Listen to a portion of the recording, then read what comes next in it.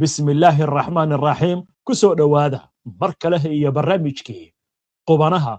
قضبض آن idinkugu haynana waxaa ka mid ah بله سلام به شما و سلام به همه بینندگان. امروز یک دست من مانند همیشه میکروفون است برای جنگ نرم و دست دیگرم سلاح دراگان. waa Iran oo dagaalku dhab uu ka yahay iyadoo wariyaashii qoryaha ay qaateen isla markaasna wacad ay ku marayaan in dalkooda ciddii soo haweysata ay ka shalayn doonto. Trump oo xoojiyey hanjabaadaha iska daba imaanaya ee ka dhanka ah Iran xilli xiisadda colaadeed ee gobolku ay ka sii darayso. Mas'uuliyiinta Iran oo iyaguna caawa saf u soo galay inay ka jawaabaan hanjabaadaha Trump iyagoo si cad u sheegaya inaysan u jixin doonin cagajuglayn kasta oo dagaal oo Mareykanka ka timaada. Britain iyo Iran oo hawada isu mariyey hadallo kulul oo xaraf leh oo hanjabaad huwan. Netanyahu oo ku guulaystay wax ka yar 24 saac gudahood inuu ku bedelo go'aankii Trump uu ka ogolaaday in Sacuudiga uu samaysto xarun nuclear. in ka badan 70 xildhibaan oo Britain ka soo jeeda ayaa ugu baaqay dawladooda in ay qaado tillaabooyin ka dhan ah Israa'iil isla markaasna la tixgeliyo qaraarada ka soo baxay qaramada midoobay ee la xiriira Gaza.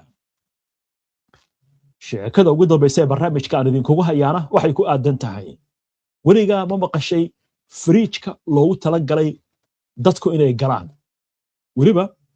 waxaa loogu talagalay in lagu qabowsado waddanka laga sameeyay arrintan sheeko cajiib ah ayaan idinkaga haynaa amuurtan Iran iyo Britain oo xiisadii dhanka diblomaasiyadda caawa ay u bedelantay hadallo xanaf leh oo hanjabaad huwan. arrintaasi intaanan u soo gudbin waxaynu ku sii eegaynaa warka la xiriira xildhibaano ka tirsan baarlamaanka Britain oo war adag soo saaray. in ka badan 70 xildhibaan oo ka tirsan baarlamaanka Britain ayaa warqad furan u diray ra'iisul wasaaraha cusub ee Ingiriiska Andy Burnham iyagoo ugu baaqay inuu aqoonsado natiijooyinka guddi madax bannaan oo ay qaramada midoobay u xil saartay kaas oo soo gabagabeeyey in Israa'iil ay ka geysanayso Gaza falal guddiga uu ku tilmaamay xasuuq. warbixinta guddiga oo la daabacay bishii hore ayaa sheegaysa in ciidamada Israa'iil ay si ulakac ah u bartilmaameedsadeen carruurta intii uu socday dagaalka Gaza. warqadda ayaa sidoo kale waxay ugu baaqday Andy Burnham inuu tixgeliyo ra'yigii la talinta ahaa ee maxkamadda caalamiga ah ee cadaaladda ee magaceeda loo soo gaabiyo ICJ ee la soo saaray bishii July 2024 kaas oo lagu sheegay in qabsashada Israa'iil ee dhulalka Falastiin ay tahay mid sharci darro ah. maxkamadda ICJ ayaa ku baaqday in Israa'iil si degdeg ah uga baxdo dhulalka la haysto burburisa deegaanada ay ka dhistay magdhow ay siiso Falastiiniyiinta ay waxyeeladu gaartay isla markaasna fududayso dib u soo laabashada dadka barakacay. xildhibaanada ayaa sidoo kale dalbaday in Britain ay saarto Israa'iil cunaqabatayn dhanka hubka ah cunaqabatayn dhaqaale iyo in la joojiyo ganacsiga taageera deegaanada Israa'iil ay ka dhisatay dhulalka la haysto. Peter Leary oo ah agaasima ku-xigeenka ololaha taageerada Falastiin ama Palestine Solidarity Campaign ayaa soo dhaweeyey warqadda isagoo sheegay in dowladda Britain muddo dheer ay iska indhatiraysay waajibaadkeeda ku aadan heshiiska ka hortagga xasuuqa iyo go'aanada maxkamadda caalamiga isla markaasna ay sii waday taageerada Israa'iil. wahagaaga warkaas intaa markaynu kaga gudubno waxaa kaloo caawa si weyn u soo xoogeysatay xiisadda dhanka diblomaasiyadda oo weliba hanjabaad wadata ee u dhaxaysa Iran iyo dowladda Ingiriiska. dowladda Britain ayaa caawa sheegtay in ciidamadeeda qalabka sida ay diyaar u yihiin inay dalka ka difaacaan weerar kasta kadib hanjabaad uga timid ciidanka ilaalada kacaanka islaamiga Iran ee magacooda loo soo gaabiyo IRGC. afayeen u hadlay dowladda Britain ayaa sheegay in ciidamadooda qalabka sida ay u diyaar garoobeen ilaalinta amniga dalka iyo ka hortagga weerar kasta ha ahaado mid gudaha ama dibadda ka yimaada. ciidamadeena qalabka sida waxay diyaar u yihiin inay Britain ka ilaaliyaan oo ay ka difaacaan nooc kasta oo weerar ah ha ahaado mid lagu soo qaado dhulkeenna ama meel ka baxsan. Britain waxay diyaar u tahay inay difaacdo saacad kasta iyo maalin kasta, ayuu yiri afayeenku. Waxaa intaasi oo ku daray in arrintaasi lagu xaqiijinayo nidaam difaac oo heer kala duwan ah oo loogu talagalay ka hortagga weerarada cirka iyo gantaalada, iyadoo Britain ay adeegsanayso awoodaha ciidamada badda, ciidanka dhulka, ciidanka cirka. afayeenku waxa kale oo uu sheegay in ciidamadaasi ay ku qalabaysan yihiin awoodo casri ah, waa sida hadalku yiri, isla markaasna ay si dhow ula shaqaynayaan xulafadooda NATO. hadalka ka soo yeeray London ayaa jawaab u ahaa kadib markii ciidanka ilaalada kacaanka islaamiga ee Iran ay sheegeen in saldhig kasta oo loo adeegsado weerar lagu soo qaado dhulka Iran uu noqon doono bartilmaameed sharci ah oo ay ciidamadu weerari karaan iyagoo daba jooga wararka sheegaya in diyaarad dagaal oo Mareykanku uu leeyahay ay duqeymihii ugu dambeysay ka geysatay waddanka Iran. diyaaraddaasi oo la sheegay inay ka duushay saldhig Mareykanku uu ku leeyahay waddanka Britain. arrimahan ayaa sidoo kale waxaa ciidamada ilaalada kacaanka islaamiga ee Iran ay sheegeen inay ugu digayaan Britain cawaaqibka ka dhalan kara haddii ay u ogolaato Mareykanka in saldhigyadeeda uu adeegsado weerar ka dhan ah Iran. arrintan waxay ku soo aadaysaa iyadoo sidoo kale dhowaan dowladda Britain ay u aqoonsatay ciidamada IRGC urur argagixiso, arrintaasi oo Iran si adag ay u cambaaraysay. wahagaaga wararkaasi intaas aynu kaga gudubno, waxaan u gudbaynaa goordhow wararkii ugu dambeeyey ee xiisadaha colaadeed ee ka aloosan gobolka bariga dhexe. xaaladdu cirka ayay ku shareeran tahay, heegan ciidan ayaa dhinac kasta lagu jira, waxaana soo baxaya warar kala duwan iyo hanjabaado culculus oo hawada isu marayeen Trump iyo Iran. sidoo kale waxaan idin haynaa Israa'iil oo ku guuleysatay durbaba inay ka hortagto heshiiskii nuclearka ee Sacuudiga iyo Mareykanka. waxa ay sheegayaan Israa'iil caawa duqeyn inay ku qaaday 2 xero oo ku yaala Jidda Gaza. xerada Al-Bureij iyo Jabaliya ayaa la sheegayaa duqeyn culus in Israa'iil gordhaweyta ay ka fulisay, waxaana wararku intaasi ay ku darayaan inay jiraan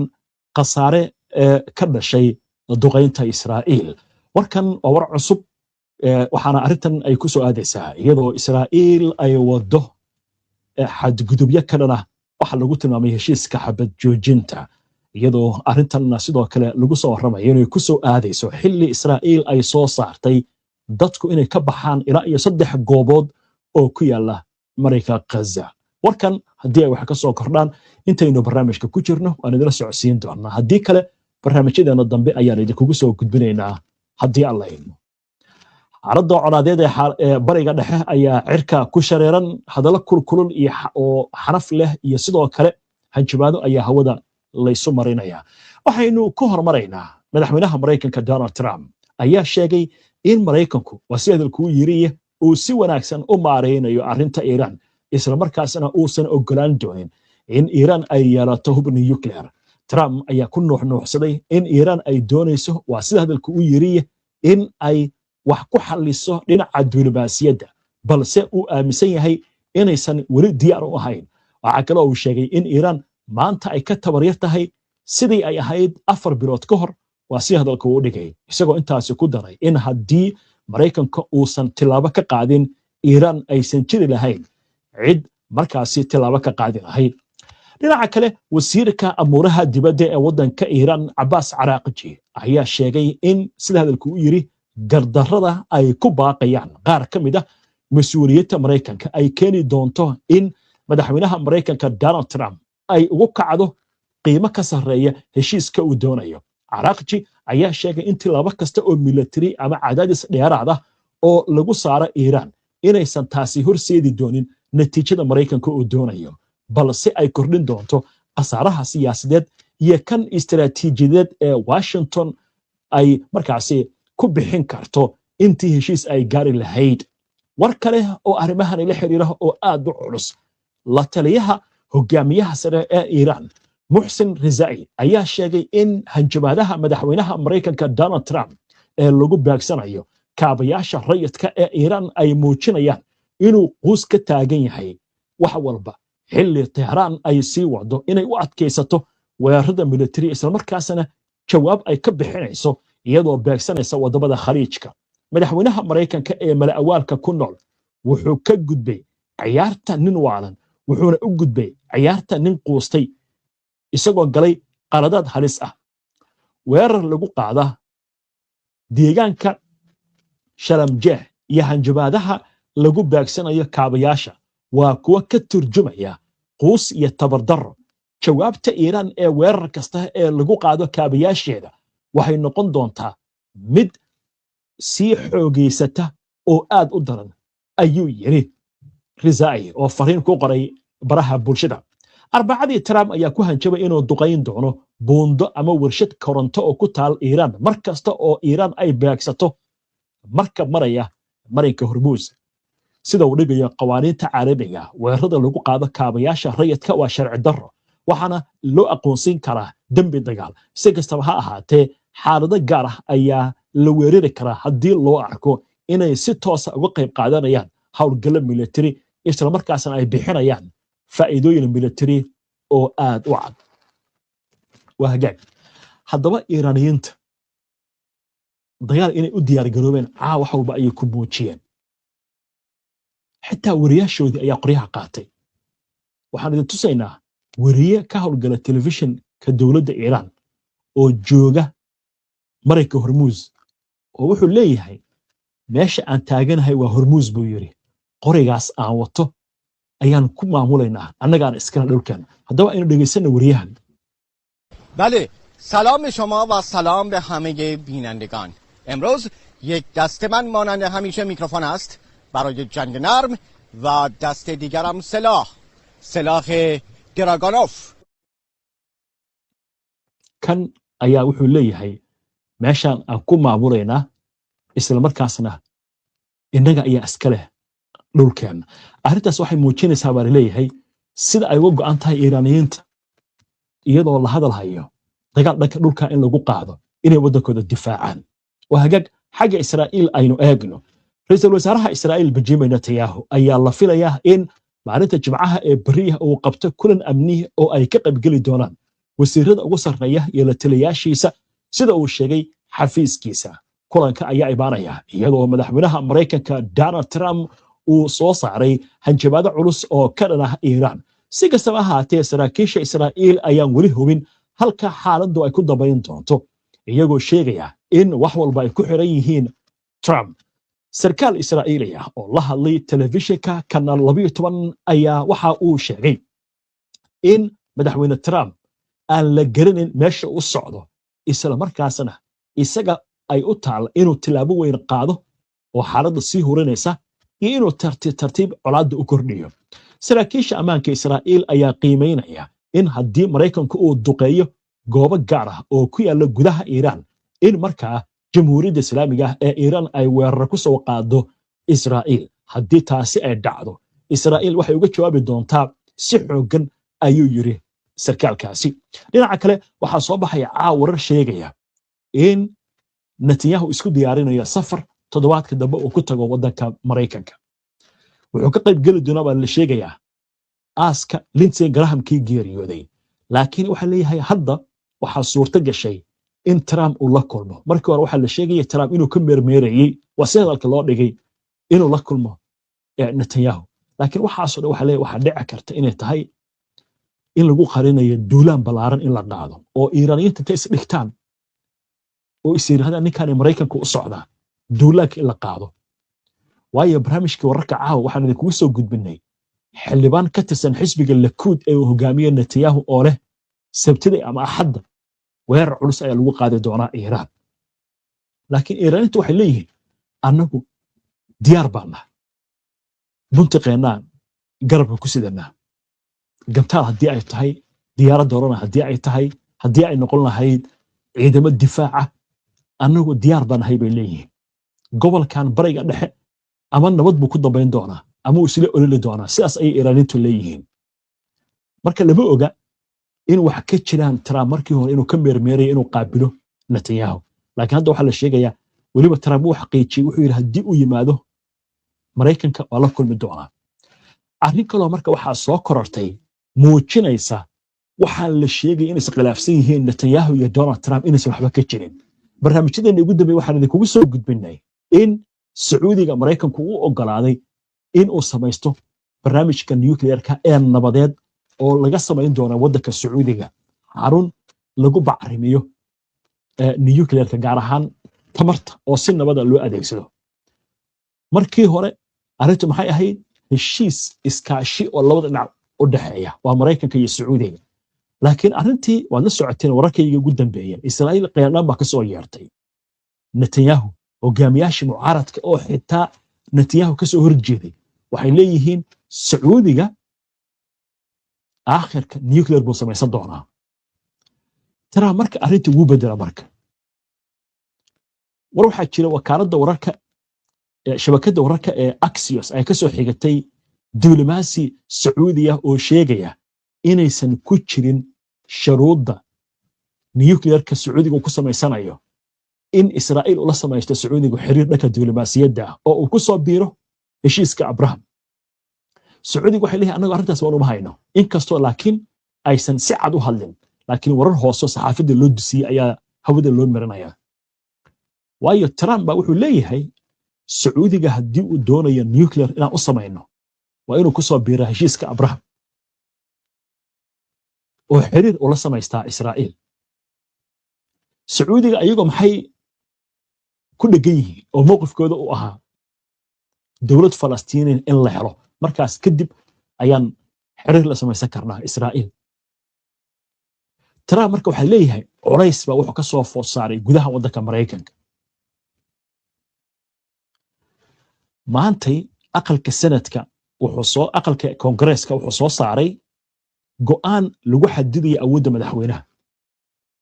inuu dagaal ku qaado Iiraan maxaa dhacay marka galabta mooshinkii koongareesku isku raacay ayaa waxaa loo gudbiyay aqalka sanadka oo isaga laftigiisa maalmo ka hor soo saaray in la xadido awoodda madaxweynaha dagaal uu ku qaadi karo ayaa caawa iyaguna waxay sameeyeen mooshinkii koongareeska ka yimid ayaa iyaguna joojiyeen waxaa leeyahay marka waxbaa isku xiran gudaha Maraykanka iyo aqalka cad iyo koongareeska iyo sanadka baa waxaa ka bilowday buuq Netanyahu waxaa leeyahay maradu raacay dadkii ku dhawaan Trump buu la hadlay wuxuu yiri arrintan Sacuudiga hal la joojiyo Trump marka culayska laga badiyay wuxuu soo tuuray fariin oo muxuu leeyahay Sacuudiga waxay ku xiran tahay in loo sameeyo nuclear inuu ku soo biiro heshiiska Abraham ma arkaysaa marka 24 saac in ka yar ayuu isbedelay madaxweynaha Maraykanka waa sida la leeyahay waayo culays baa la soo saaray Israa'iil waxay ku leedahay gudaha Maraykanka dad aad u taageera koongareeska ku jiraan aqalka madaxweynaha ay ka shaqaynayaan waa mas'uuliyiinta aadka ugu dhow qaar badan oo kamid ah haddii ay noqon lahayd wasiirada iyo la taliyaasha Trump sanadka ayay ku jiraan urur waxaa jira isagoo la yiraahdo IPAC oo arrimaha Israa'iil oo leh wixii dhan baa iskaashaday Trump marka culays baa la saaray si marka arrinta uga baxsado muxuu sameeyay wuxuu yiri Sacuudiga waa inuu ku soo biiraa heshiiska Abraham Sacuudigana maxaa meel u yaal mowqifka ah Israa'iil haddaynu la samaysanayno xiriir dhanka diblomaasiyadda waa in la helaa dowlad Falastiiniya waayo arrintaas hadduu Sacuudiga ka tanaasulo waxay noqonaysaa inuu gabay dunida muslimka gaar ahaan dadka Sunnida oo maxay tahay marka arrintaasi Sacuudiga wuxuu isku arkaa inuu yahay hogaamiyaha Sunniyiinta qadiyadda Falastiinna waa sida halka loo dhigaya inuu difaacayo marka haddii marka arrintaasi ay dhacdo waxaa ku imaanaya mowqifkiisi inuu isbedelay walow hadda ka hor Sacuudigu uu yiri waxaan diyaar u nahay Israa'iilan la samaysano xiriir diblomaasiyadeed haddii la helo wadiiqa cad oo dowladda ugu dhisayo markii hore muxuu ahaa mowqifka waa in la helaa dowlad Falastiiniya hadda mowqifka muxuu noqday waa in la helaa wadiiqa cad macnaha qorshe ama geedi socod lagu samaynayo dowlad Falastiiniya imise qaadan kartaa 20 sano 30 sano 40 sano 50 sano ka soo qaad heshiiskii Oslo 1993 lagu go'aamiyey dowlad Falastiiniintu leeyihiin in laga dhiso daanta galbeed ee la haysto iyo Gaza iyo bariga Qudus xilligaasi dhulkii Israa'iil ay haysatay waxay ku darsatay dhul fara badan maanta marka dad badan waxay leeyihiin arrintan waa arrin u baahan go'aamo iyo mowqif adag marka طبعا xaaladdu halkaasi hadda maraysa Sacuudiga laakiin waxa moodaa inuu faraxsanaa ilaa iyo xalay ilaa iyo maantay adduunkii waa la yaabanaa sidee ku dhici karta in loo ogolaado Sacuudiga nuclear meesha waxaa soo galay xitaa Masar Turkiga kulli waxay leeyihiin anaga laftigeena waan u baahannahay nuclearkaas in aan samaysano laakiin Trump isla markii daaqaduhu xigta waa hagaag waynu arki doonaa wixii ku soo kordhay arrimahaasi wararka ugu dambeeya haddii aynu eegno imika soo dhacaya waxaa la sheegayaa in seeriga digniinta ka bixiya gantaalada laga maqlayo waddankaasi ee Kuwait iyadoo wararkuna ay sheegayaan in nidaamyada difaaca hawada ee waddanka Kuwait ay sheegayaan in diyuurado aan duuliye lahayn iyo gantaalo lagu soo weeraray waddankooda isla markaasna ay la tacaalayaan wararkaasi waa kuwii ugu dambeeyey ee hadda soo dhacay dhanka Gaza weli waxba kama soo kordhin waxaa la sheegay duqeynta inay ku dhacday Jabaliya iyo Al-Bureej waa hagaag haatan waxaynu soo gaarnay sheekadii ugu dambeysay ee barnaamijka aynu ku soo gabagabayn jirnay alaab waxaynu ku soo qaadanaa sheeko ka duwan sheekooyinka barnaamijka aad ku soo daawateen sheekadan waxaa idinkugu haynaa waxaa la maqli jiray qaboojiyaha guryaha lagu xiro ama kuwan gawaarida ku xiran oo dadka loogu talagalay xilliga kulaylaha inay isticmaalaan oo isku qaboojiyaan ama haddii kale marawaxadaha iyo waxyaabahan kale ee la isku qaboojiyo laakiin hadda waxaa yimid fridge maaha kii cuntada maaha kii biyaha fridge-ka waxaa loogu talagalay dadka bini'aadamka ah inay isku qaboojiyaan xaggaas iyo Japan ayaynu aadaynaa waad arkaysaan dee awal waxaa jiri jiray fridge la geliyo maydka laakiin fridge-kan ama qaboojiyahan ama talaagadan qofka oo nool baa gelaya marka xaaladdu kululaato halkaasuu cabaar ku jiraya oo isu qaboojinaya marka qofku aynu eegna marka warbixintan iyo waxaa laga qoray shirkad laga leeyahay waddanka Japan oo magaceeda la yiraahdo SDRS oo qaabilsan waxyaabaha qaboojiyaasha ah ayaa waxay soo bandhigtay qalab cusub oo loogu magac daray Duhaimon Box kaas oo loogu talagalay inuu si degdeg ah u qaboojiyo dadka xilliyada kulaylka daran uu jiro qalabkan oo loo bixiyay qaboojiyaha dadka ayaa ah sanduuq leh albaab muraayad ah iyo kursi gudaha ku rakaban qofka isticmaalaya gudaha wuxuu fariisanayaa muddo 10 daqiiqo ah iyadoo hawo qabow heerkulkoodana uu yahay qiyaastii 5 darajo lagu hagayo markaasi madaxa qoorta garbaha iyo dhabarka si loo dhimo heerkulka jirka loogana yareeyo daalka iyo kulaylka daran Duhaimon Box wuxuu ilaaliyaa heerkulka gudaha oo qiyaastiina wuxuu gaari karaa ilaa iyo 15 darajo wuxuuna leeyahay 3 qaab oo qaboojiye ah sidoo kale wuxuu si toos ah u dameeyaa ama korontada uga go'aysaa muddo 20 daqiiqo kadib si looga hortago qabow xad dhaaf ah in markaasi dadku ay kala kulmaan qiimihiisu waa lacag gaaraysa 1.5 milyan oo yen waa lacagta waddankaasi Japan qiyaastii waa $9,200 waxaana marka hore loo suuq geeyay shirkadaha iyo hay'adaha dawladda Japan wararka ayaa sheegaya in qaar ka mid ah dawladaha hoose ee Japan ay durbaba dadweynaha u diyaarinayaan qalabkan iyadoo la dhigayo goobaha dadweynaha si ay uga nastaan kulaylka markuu uu jiro maalmaha qaarkood ma arkaysaa 9,200 laakiin shirkadaha iyo dowladaha ayaa hadda iibsanaya qofku waa soo baxaya albaabku iska furaya dalaq buu leeyahay cabaar buu dhex fadhiisanaya sida gabadha u dhex fadhido kale laakiin su'aashu waxay tahay markaad ka soo baxdo maxaad la kulmaysaa dabcan waa kulaylkii Soomaha iyo cimiladii kululayd inkastoo laga yaabo laakiin 10 daqiiqo inay yara dejiso jirka waa hagaag inta ayaan ku soo gabagabeynayaa caawa barnaamijkii qobanaha waana ku mahadsantihiin daawashada barnaamijkan si aad ula socoto wararka barnaamijyada iyo macluumaadka aynu soo gudbino haddii aad ku cusub tahay baraheena bulshada ama horay aadan ugu xirnayn hadda ku soo biir waa inoo barnaamijka xiga insha Allah inta ka horeysa salaamullaahi calaykum wa rahmatullaahi wa barakaatuhu jumca mubaarak